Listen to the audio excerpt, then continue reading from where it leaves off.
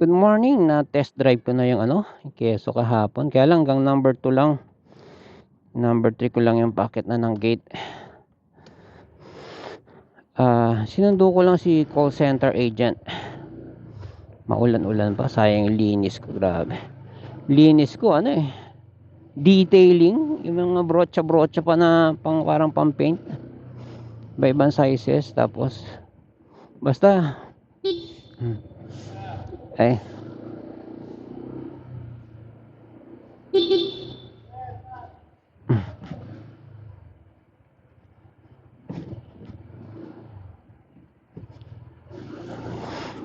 so yun, problema, yung signal light lang sa harap ang matino, yung sa likod talaga ayaw.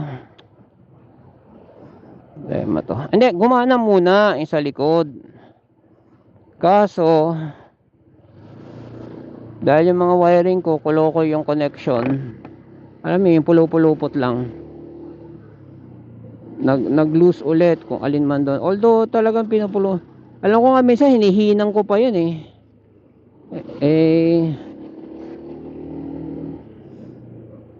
wala. Kaya ginawa ko, umorder ako ng mga socket set, yung pang motor talaga, socket set, pang crimping, alligator wire clip, ganyan, para may pan testing ako, ganyan.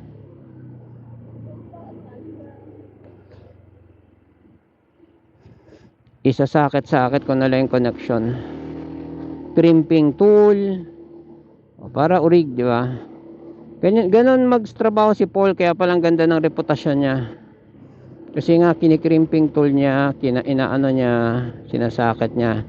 Hindi siya electrical tape lang, yung gawang electrician sa bahay, hindi.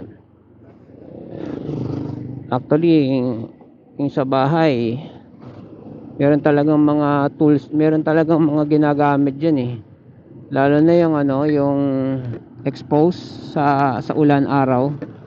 Meron pala yan nabibili pang waterproof, hindi yung basta mo na lang ite-tape.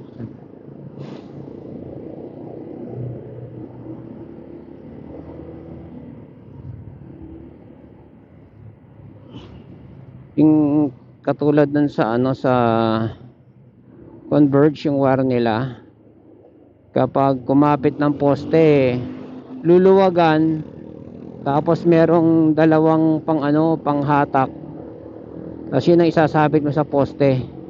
May tawag siya yun di ba? Para hindi mabanat, kasi sensitive yung na yun fiber na yun Sarap matulog uli pag wag buli. So si ayos lang ang signal light sa Quezon, yung harap, yung likod sira uli. Mamaya bubuklatin ko lahat, ite-tape, ayusin ko yung tape. Buisit, di ba? Tamad na. Daming tatanggalin dun Ilan ko ako anong magandang baklasan doon, yung mabilisan. Ilalim yung U-box, tapos yung ilalim sa step board, baka yun na lang gawin ko para isang buo. Meron pa yung sa ilalim, yung pinakamahirap dun sa ilalim ng loose thread ko nga yun, dahil mamadali kami kahapon ibalik ko. Bagay may spare naman ako dun sa bahay, puti na lang bumili ako sa Shopee. Ilang bar na lang bawasan na ng dalawa nga ba? Dalawa minus 2.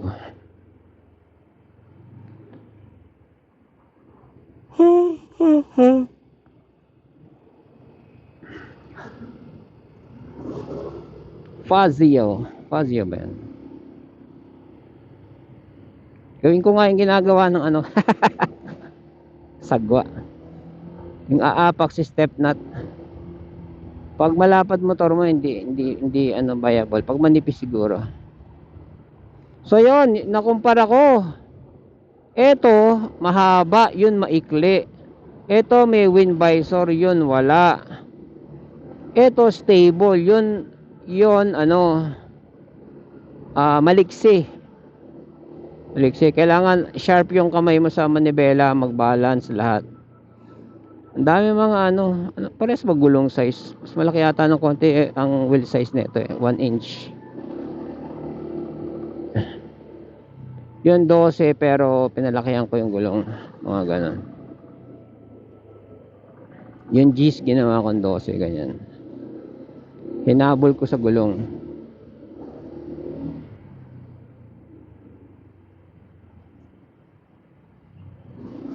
Mabuti naman, thank you.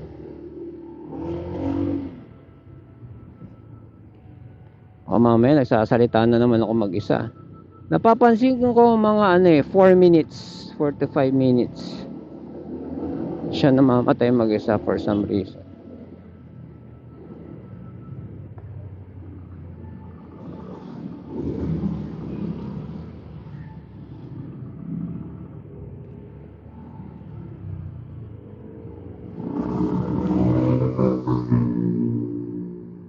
Punta ba ako marikiin? Naantok ako. Alam niyo yung pakiramdam ng tao, inaantok, nagugutom, ganyan. Pero mga valid, may mga hindi valid eh. Pag ikaw, kulang ka talaga sa oras ng tulog, at inantok ka, valid yun. Pag ikaw nagpuyat, at inantok ka sa araw, valid yun. Pero yung halimbawa, ang mga kinakain mo matatamis, tinapay, kanin, yung mga carbohydrates, ay magiging gutumin ka. Soft drinks yan, magiging gutumin ka nun. Ang tawag doon craving, pag matamis craving. So hindi siya valid. Pero pag ikaw di pa nag-aalmusal, di pa nagtatanghalian, di pa naghahapunan, ang tawag doon hunger. So ang hunger kailangan pinapansin. Actually hindi na yan inaantay. Di ba na lang kung bibili ka ng luto. Kaya lang matakaw sa oras yung ginagawa ko, yung ako mismo nagluluto. Wala tayong magagawa kasi kung aasa ka sa bili, hindi mo alam kung anong laway yung buhok ng mga nailagay dyan eh. Baka kung ano kinamot niya na naghiwa, nagluto, di ba?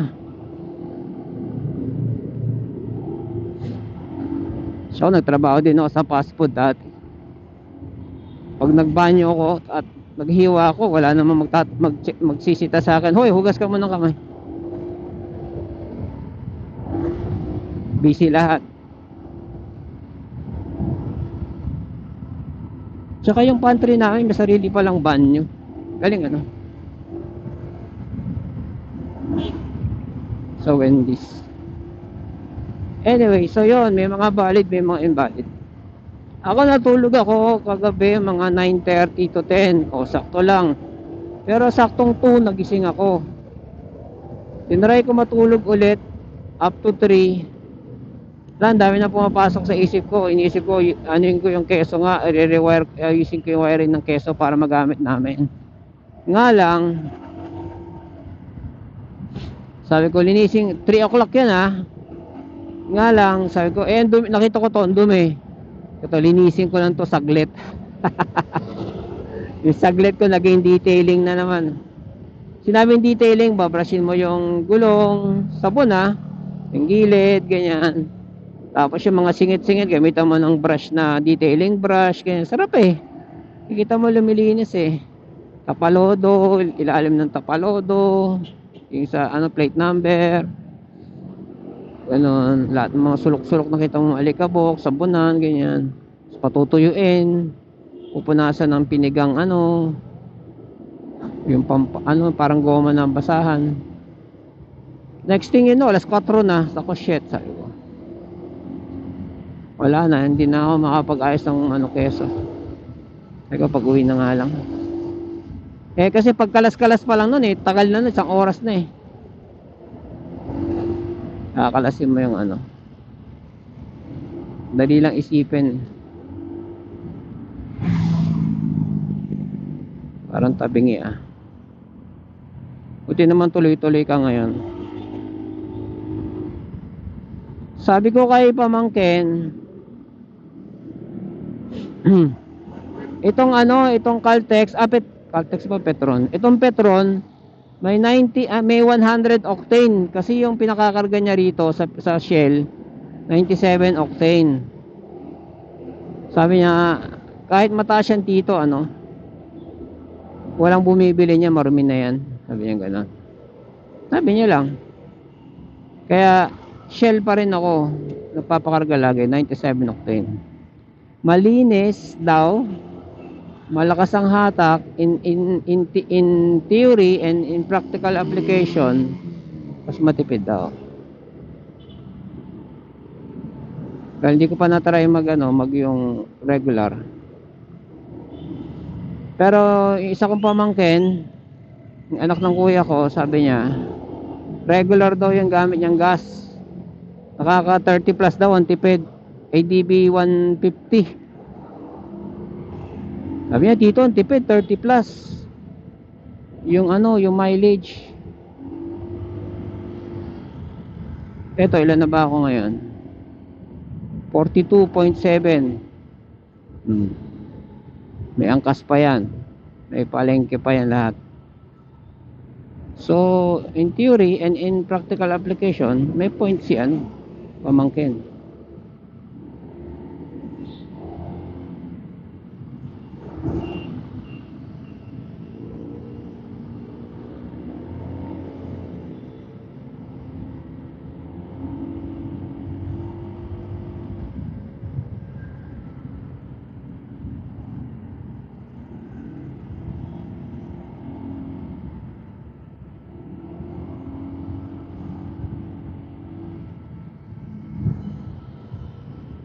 Meron akong upload na sinundo ko si teacher. Ko alam kung anong title nun Nakasalubong ko siya, nakasabay ko sa daan. Si pamangkin, kung curious kayo kung ano itsura niya. Doon lang naman siya nakatira sa street namin malapit. Ang talkers.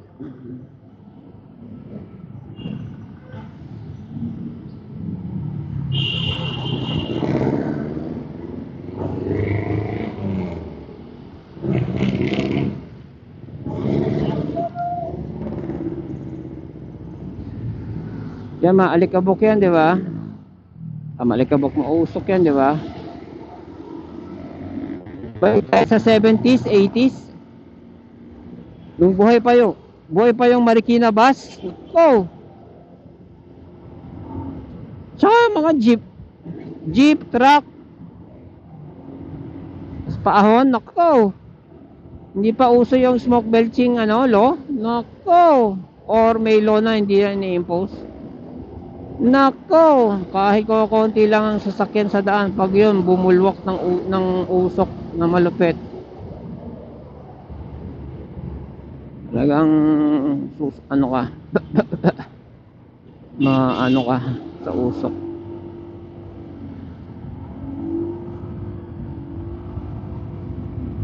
Kaya mga jeep na mausok na yan, mga wala pa yan.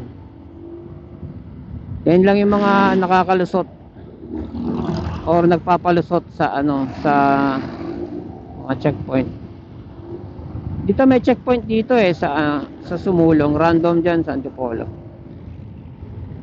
Yan, hindi sila MMDA, hindi sila police, hindi sila enforcer, parang binulang siya ng City Hall kung sino man, o barangay kung sino man. City Hall na kalikasan patrol something, pero naninikit Tapos yung get up nila mukhang traffic enforcer, mukha lang Tapos nakasulat nga dun sa t-shirt nila yung yung trabaho nila.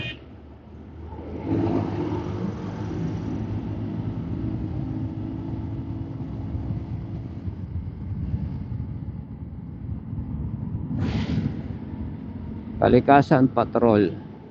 At wag ka, may equipment sila. Hindi mo pwede sabihin na hindi naman mausok. Bobombahin nila yung sasakyan mo. Although dito sa Sumulong meron legit LTO naman, yun ang legit. Random yun. Excuse. Random yun, LTO. Papara yun ng... Actually, mamimili lang yun pag... Uy, yung e-bike ko. Mamimili lang yun pag nakakita yun ng medyo luma. Paparahin ka. Tsaka, syempre, yung ano, pag mausok, nakita niya mausok, paparahin ka. Tapos, bobombahin yung silinyador mo dun sa aparato nila. Malaki penalty nun. Tsaka marami sila. Pag nag-ano ka doon, nagpadulas ka doon, kailangan meron si kernel, meron si hepe, meron si kumpare. Oh, bayad ka na lang. Di ba na lang kung ayaw mong maabala, padulasan mo silang lahat.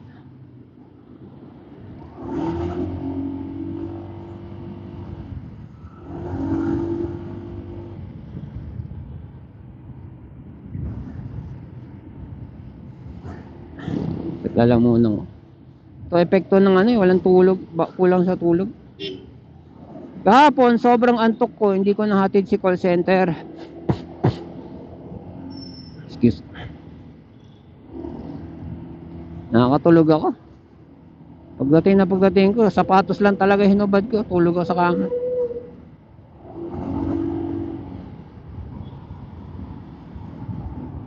Gising ako alas 10:30 na.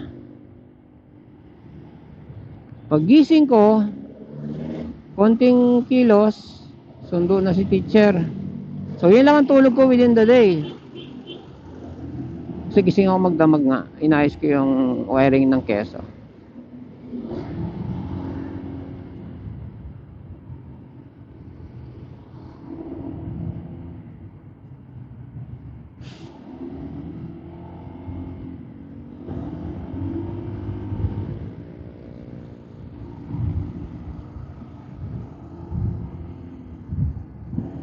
Ay, naggas-gas ko pala, buwisit. Napaka-sensitive talaga ng plastic, hayop. Ayoko na nga galawin yan, yan yan. Ano mga pinagpapahid ko.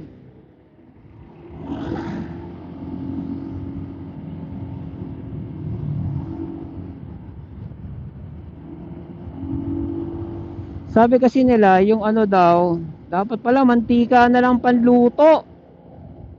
Oo, ba yan? Kung naisip yun ah. Sabi kasi nila, yung ano daw, yung WD-40, may acid daw yan. Parang kilala ako ng truck na yun ah. May acid daw yun. Eh plastic to eh. Nababad ko pa, bago ko pinunasan. Kaya yan.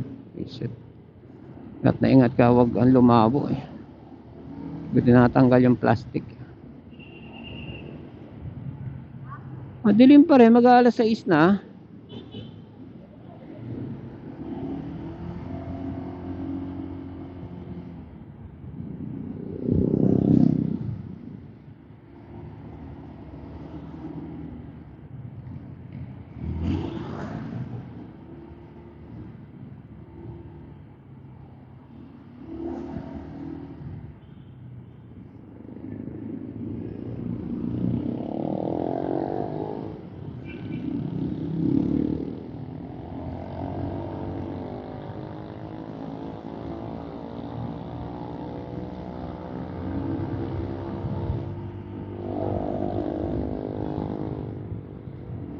Ang liit ng butas ng tambutso niya pero ang ingay ano. Liit oh. Sakto lang. Sakto lang yung kalingkingan ko. O hindi pa nga eh. Ay. Tricycle pala yung maingay.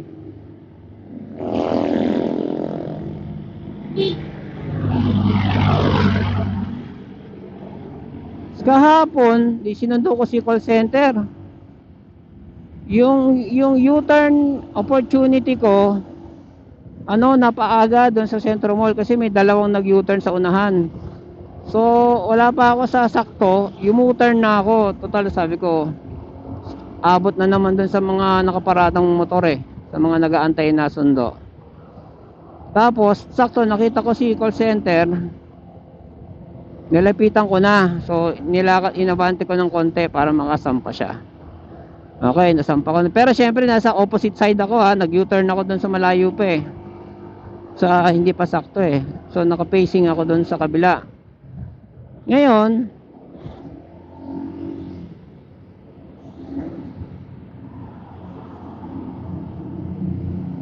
buti naman nagsino tong UV na to. Barubal mga driver niyan eh. Actually, barubal pa rin siya. Anyways, ano ba ako? Ayun, yung para kumanan ako, para lalabas na ako sa highway, binubusinahan ko yung ali. Parang wala siya sa wisyo. Binubusinahan ko para sasampa na ako sa highway. Sinasa bangketa ako, malawak yung bangketa doon eh, sa mga waiting. Nauubos na yung busina ko. Yung busina pa naman, pipipipip, ganon. Nauubos na kung hindi pa kumaway yung ano, yung angkas driver doon sa unahan. Hindi lilingon yung babae. Kasi marami nga nung dumadaan sa sakyan, maingay, hindi siya ganun ka ano. Pero hindi pa rin. Bak.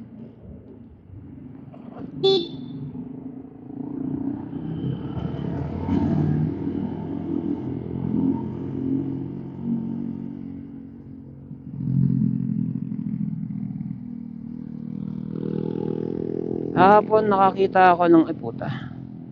Nakakita ako ng ano, Mustang ba 'yon? Mustang, pulang Mustang na napakakintab. Sa tingin ko, yun yung graphene eh. Kasi Mustang naman siya, may pang graphene siya.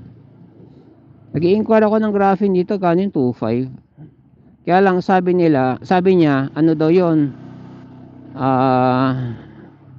Kikintab. Eh, nagmat pa ako kung papakintabin ko to.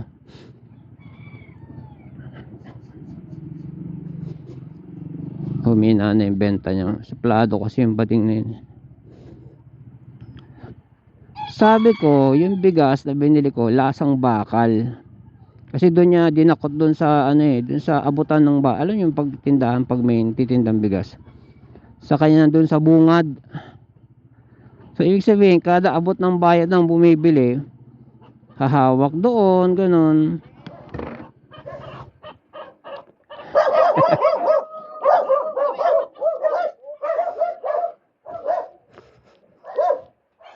So sabi ko lasang bakal. Ang sabi nga ni teacher, ano yan, yung mga pera na binabayad doon nilalapag o doon nahuhulog. So pera yan, nalalasahan natin, sabi niya gano'n. So binalik ko. Kasi kung bumili kami 5 kilo, ganyan. Ayaw niya, nagdedepensa siya ng to the max. Hindi naman yung lasang bakal, hindi naman bla bla bla bla bla bla. Bakit natikman ba niya? Kung alam ko lang dinala ko yung sinaing. Siyempre pinakain namin sa aso. Magsayang pa kami uli. Sinapladuhan kami. Pinalitan ba niya? Pinalitan man, ang dami sinasabi. Ay kung na tayo bibili dito. Ang dami nagtitindang bigas yan eh. So sumubo kami sa mga ibang tindahan. Pero napansin namin, humina yung tindahan niya. Marami nagbukasang iba. Suplado eh. Lang pag may nagreklamo, ipagbigyan mo na. Diba? Kasi ako minsan kahit malapit yung ibang tindahan dito, sa kanya ako bumibili dahil sa kanya may assurance na meron siya, diba? Maghahanap ka ng Reno. Minsan may mga rare item. Ayaw pumunta sa grocery. Diretso na sa kanya dahil there's a good chance na meron siya.